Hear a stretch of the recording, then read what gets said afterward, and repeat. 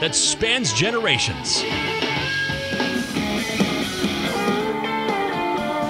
All with the same instrument. There's such a strong tradition and it's so identifiable. There's a big black train I've been hearing all my life. A tradition based in Southern California. We probably wouldn't have had the ability to do that as much as we have with Fender's help. But we never stand still. From the early days to now, we try to make these guitars look like they were not assembled with tools. That's the basic concept of making a new guitar. how one company remains a fixture in music. Now, Fender, an American icon, with Carlos Amezcua. Good evening, I'm Carlos Amezcua. Millions of would-be rock stars have started their musical career path with one of these, a Fender guitar. It would be difficult to find a music video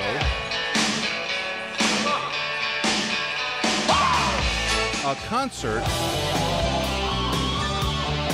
or even a music scene in a movie without a Fender guitar or amplifier in it somewhere. Fender is a music industry icon that has shaped the sound of rock and roll.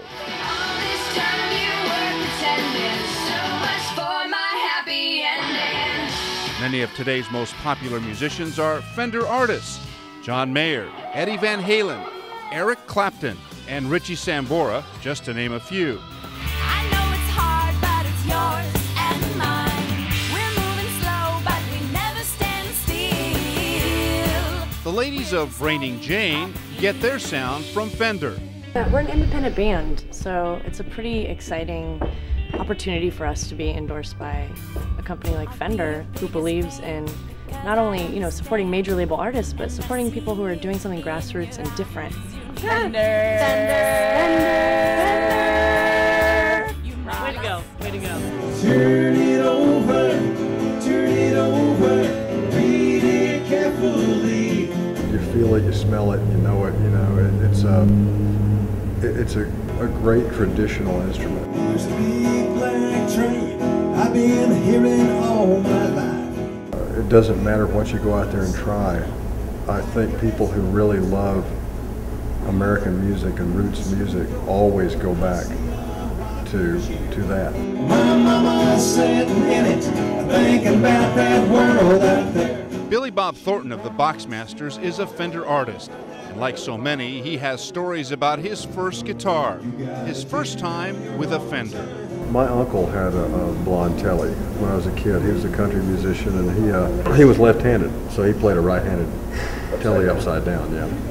And from the time I was a little kid, probably 5 or 6 years old, I would go open his case. I would never take it out, because when he wasn't around, I would just open the case and just strum it in the case, So that was probably the first telly I ever saw, because we didn't have a television lookety box. So I actually saw one in person before I saw one on television. What was your first ever impression of the Fender guitar? Keith Richards. Oh, really? Yeah, the natural or blonde telly with the black pickguard, and that was the first guitar I ever wanted to get. I had to have that guitar. My mom took me to an Albert Collins concert. That was the next town over, and he played that great telly. It was just the loudest thing I'd ever heard, and it just stuck with me. I was like, from that point forward, I was a Fender guy. Whether you're playing Mod Billy music or something that screams a little more,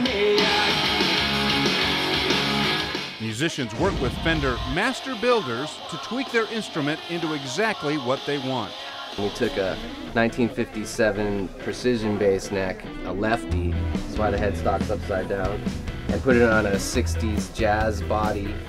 And then Jason here at Fender reliced it to make it look like it really is from the 60s or late 50s. Why not have a brand new, shiny, beautiful instrument? Why have it look this beat up? Is there a reason for that? There's a couple reasons. I mean, first of all, I'm kind of an antique type of guy. I like old cars. There's something magical about how they did it right the first time, and Leo Fender got it right the first time.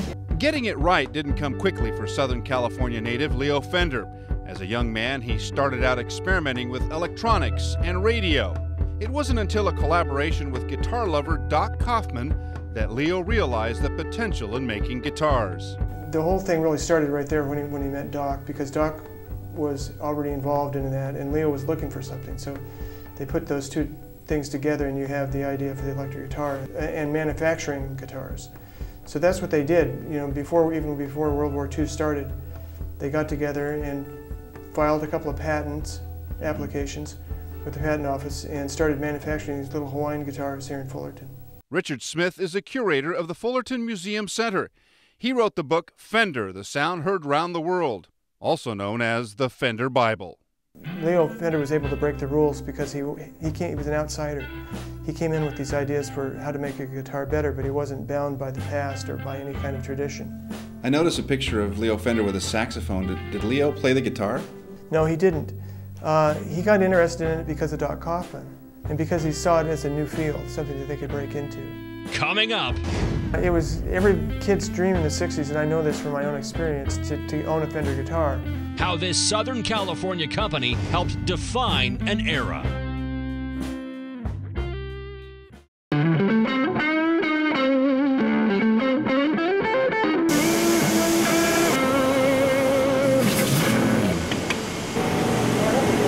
It's the Fender factory that used to be in Fullerton, now in Carona. This is where the magic happens. The crafting of a guitar takes several weeks from start to finish. And by the time it leaves Carona, about 50 different hands have cut, sanded, painted, assembled, and finally checked each piece. We started off in the mill, the wood mill area, where we actually saw the bodies and necks being cut and fashioned from blanks of wood that are shipped from all around the world to our factory here. Once it leaves the machines and all the appropriate holes that are necessary at that point of the process are done, then the manual labor process begins, and the first step is hand sanding.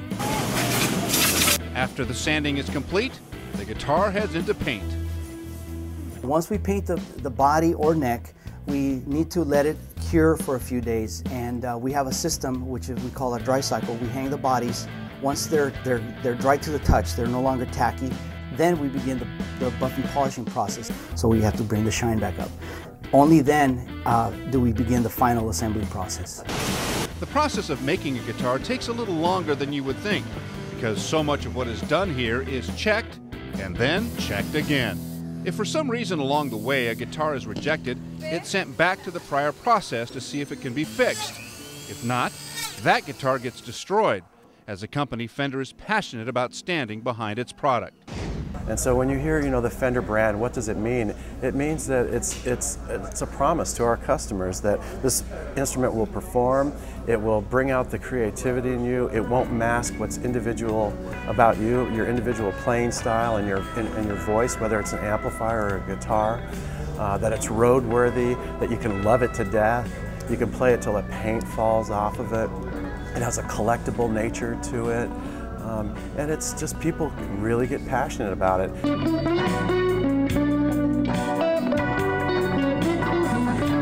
I'm a Welling poster boy for Fender. No, they don't pay me. I went to Fender U. I paid for that.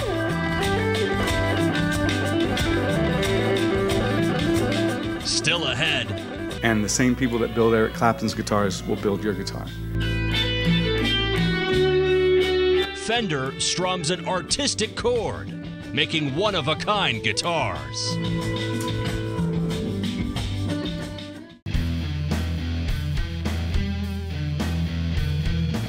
The Fender Custom Shop, we're a bunch of guitar players that just like to build guitars. Thanks so much for joining us for Fender, an American Icon. I'm Carlos Amezcua. Good night.